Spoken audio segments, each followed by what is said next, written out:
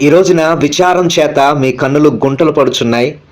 అవి మీకు బాధ కలిగించే వారి చేత అవి చివికి ఉన్నాయి.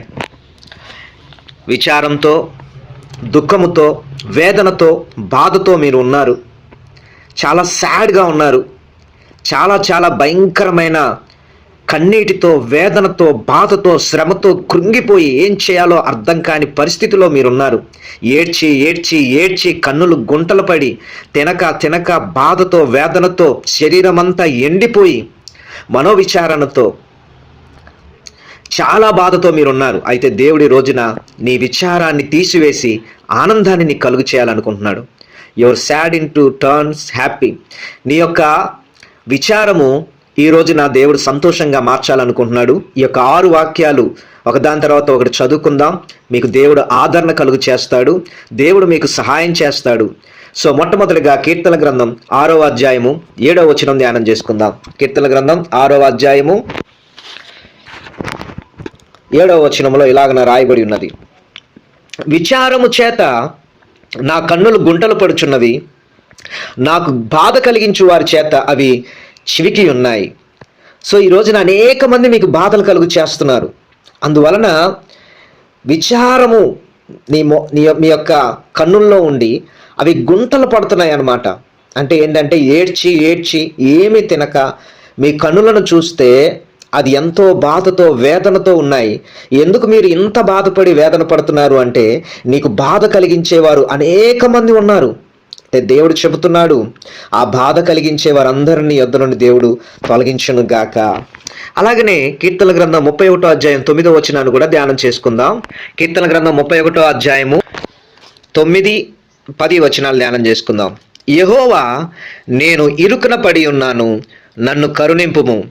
విచారము వలన నా కన్ను క్షీణించుచున్నది, నా ప్రాణము నా దేహము క్షీణించుచున్నవి.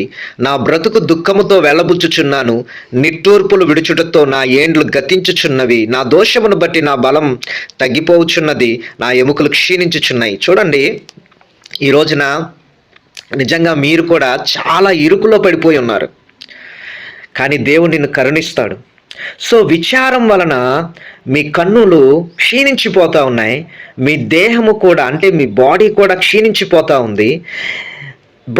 మీ బ్రతుకు దుఃఖముతో వెళ్ళబుచ్చుచున్నారు, నిట్టూర్పులు విడిచుడుతో నా ఏండ్లు గతించుచున్నవి. చూడండి, మీరు అనేక సంవత్సరాల నుంచి మీ బ్రతుకులో దుఃఖముతోనే వెళ్తున్నారు.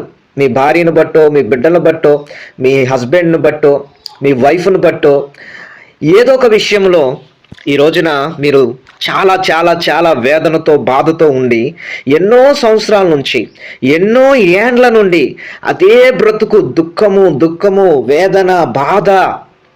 ఈ విచారం అనేది చాలా భయంకరమైనది. ఈ మనోవేదన అనేది చాలా చాలా చాలా భయంకరమైనది. చాలా డిప్రెషన్లో మీరున్నారు. ఇదిగో ఒక వ్యక్తిని ప్రేమించారు, ఆ వ్యక్తి మిమ్మల్ని మోసం చేశారు. దానివల్ల మీరు చాలా విచారం కలిగి క్షీణించిపోతున్నారు.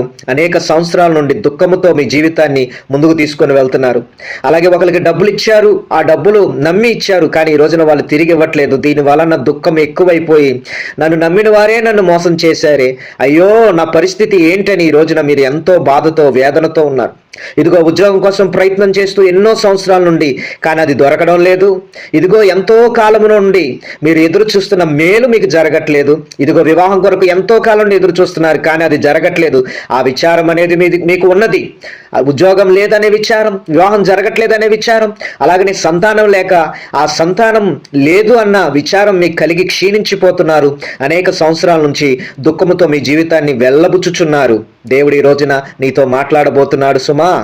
అలాగనే 3వ వాక్యము కీర్తన గ్రంథం 94:19 చదువుకో. కీర్తన గ్రంథము 94వ అధ్యాయం 19వ వచనము. నా అంతరంగమందు విచారములు హెచ్చగా నీ గొప్ప ఆదరణ నా ప్రాణమునకు నెమ్మది కలుగు చేయుచున్నది. మీ అంతరంగమందు విచారములు ఈ రోజున హెచ్చి ఉన్నాయి. ఎంతగా ఉన్నాయంటే హెచ్చుగా మీ అంతరంగం నిండా విచారములే. చెప్పుకుంటే ఏ 10, 20, 100, 1000 ఉంటాయి. అన్ని విచారములు మీ హృదయంలో దాగి ఉన్నాయి. అయితే దేవుడు ఈరోజు నిన్నేం చేయబోతున్నాడంటే ఆయన గొప్ప ఆదరణ నీ ప్రాణానికి నెమ్మది కలుగు చేయబోతా ఉన్నది. ఎన్ని విచారములు మీ హృదయంలో ఉన్నా, మీ అంతరంగంలో ఉన్నా, మీ గుండెల్లో ఉన్నా, దేవుడు మాత్రం నీకు గొప్ప ఆదరణ, నీ ప్రాణానికి నెమ్మదిని ఈ రోజున కలుగు చేయబోతున్నాడు. దిగులు పడకు, నీ దుఃఖం సంతోషంగా మార్చబడుతుంది. ఇదిగో నీ నిట్టూర్పు, నీ వేదన పోయి నాట్యమాడి సంతోషించే అంతగా దేవుడు నీ జీవితంలో మేలు చేయాలని ఆశపడుతున్నాడు. ఇదిగో ఈ వాక్యం చదువుతుండగానే దేవుని గొప్ప ఆదరణ నీ ప్రాణానికి నెమ్మది కలుగు చేయబోతా ఉన్నది. నెమ్మది మీకు కలుగును గాక.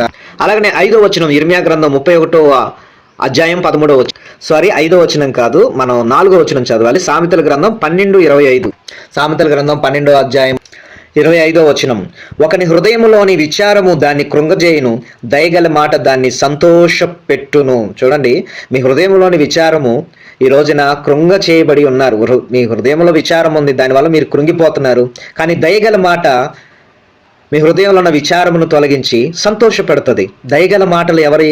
నజరేయుడైన యేసుక్రీస్తు ప్రభు వారి యొక్క మాటలన్నీ, వాక్యములో ఉన్న ప్రతి మాట దేవుడు ఎంత దయగలిగిన వాడంటే, ఈ రోజున ఆ దయగల మాటలు మీరు విన్నప్పుడు మీకు సంతోషం కలిగి మీ దుఃఖము అంటే మీ విచారము కొట్టివేయబడి మీకు ఆనందం కలుగిద్ది. అందుకని ఇప్పుడు దేవుడు మీతో ఏం మాట్లాడబోతున్నాడు ఇందాం. చూడండి, ఇర్మీయా గ్రంథం 31:13. ఇర్మీయా గ్రంథం 31:13-14 వారి దుఃఖమునకు ప్రతిగా సంతోషం ఇచ్చి వారిని ఆదరించేదను, విచారం కొట్టివేసి నేను వారికి ఆనందం కలుగు చేతును గనుక కన్యకలను, యవనులను, వృద్ధులను కూడి నాట్యమందు సంతోషించెదరు, ప్రభుతో యాజకులను సంతోషపరిచెదను, నా జనులు నా ఉపకారములు తెలుసుకొని తృప్తి నొందుదురు.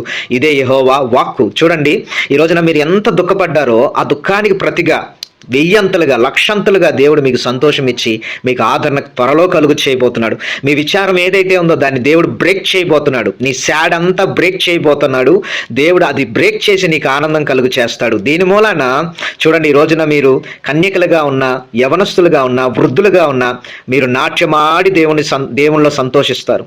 యాజకులు అనగా సేవకులుగా మీరు ఈ యొక్క వాక్యం వింటున్నట్లయితే మిమ్మల్ని దేవుడు సంతోషపరుస్తాడు. మీరు ఎవరైనా కానీ దేవుని ప్రజలుగా ఉన్నట్లయితే నా జనులు నా ఉపకారములు తెలుసుకొని తృప్తి నొందుదురు. ఇదే యెహోవాకు.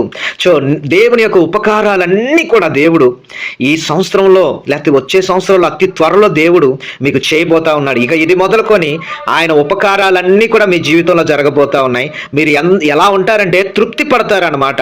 ఎంతలా తృప్తి పడతారు అంటే, ఇదిగో మీ అంగలార్పు, మీ మహారోదన ధ్వని పోయి దేవుడు మీకు అనేక ఉపకారాలు చేయబోతున్నాడు. ఉద్యోగాన్ని ఇచ్చి, అలాగనే వివాహాన్ని జరిగించి, సంతానాన్ని ఇచ్చి, నీ భర్తను మార్చి, నీ బిడ్డలను మార్చి, నీ భార్యని దగ్గరికి తీసుకొని వచ్చి, నీ కుటుంబాన్ని కట్టి, నీకు మంచి ఇల్లునిచ్చి, విదేశాలు వెళ్ళినట్లుగా ద్వారాలు తెరిచి నీ వ్యాపారాన్ని వర్ధిల్ల చేస్తాడు. ఆయన చేసే ఉపకారాలు అన్నింటినీ కాదు, ఎన్నో ఉపకారాలు దేవుడు జరిగిస్తాడు. నీ అప్పులన్నీ కూడా దేవుడు తొలగించి నిన్ను సంతోష పెడతాడు. ఈ రోజున అనేకమైన విషయాల్లో విచారం కలిగి ఉన్నారు, కానీ దేవుడు నీకు ఆనందాన్ని కలుగు చేయబోతున్నాడు. Your sad turn into happy. So నీ యొక్క విచారం అనేది సంతోషంగా మార్చబడబోతా ఉన్నది. దేవుడు మిమ్మల్ని దీవించును గాక. ఇప్పుడు మీరు చక్కగా ఏం చేస్తారు అంటే, ఈ యొక్క వీడియోని ఒక లైక్ చేయండి, అలాగే ఈ ఛానల్ని సబ్స్క్రైబ్ చేయండి. ఈ వాక్యాలు విన్న మీరు ఎంతోమంది విచారంలో చచ్చిపోవాలనుకుంటున్నారు. ఎంతోమంది నువ్వు షేర్ చేయడం వల్ల, నువ్వు వాళ్ళకి చెప్పడం వల్ల వాళ్ళు ఈ యొక్క వీడియోను చూస్తే వాళ్ళు బ్రతుకుతారు. ఎందుకంటే ఒకని యొక్క హృదయంలో విచారము అనేది భయంకరంగా ఉంటుంది. దయగల మాటలు ఆ వ్యక్తిని బ్రతికిస్తాయి. కాబట్టి నువ్వు దేవుడు అనేకులకు ఉపకారం చేయి, దేవుడు నీకు అనేకమైన ఉపకారాలు జరిగిస్తాడు. షేర్ చేయండి, లైక్ చేయండి, కామెంట్ తప్పకుండా చేయండి. సో ఈ యొక్క వీడియోకి మాత్రం కనీసం ఒక 5000 లైక్స్ అయినా కావాలి. సో మీరు లైక్ చేయండి. సో ఒక 1000 మంది అయినా షేర్ చేయాలి. ఆ 1000 మందిలో మీరు ఒకరుగా ఉండాలి. అలాగనే ఈ ఛానల్ని సబ్స్క్రైబ్ చేయండి. దేవుడు మిమ్మల్ని దీవించును గాక. స్క్రీన్ మీద కనపడుతున్న నెంబర్కి, ఒక నెంబర్కి ఏమన్నా వాట్సాప్ ఉంటుంది, వాట్సాప్ నెంబర్కి వాట్సాపే చేయండి. కాల్ చేయాలనుకున్నట్లయితే కాల్ చేసే నెంబర్ ఉంది. ఆ నెంబర్కి కూడా కాల్ చేసి మీ ప్రార్థన అవసరతలు తెలియపరచండి. దేవుడు మిమ్మల్ని, మీ కుటుంబాలను దీవించి ఆశీర్వదించును గాక. గొప్ప కార్యాలు నీ పట్ల దేవుడు చేయును గాక. ఆమేన్.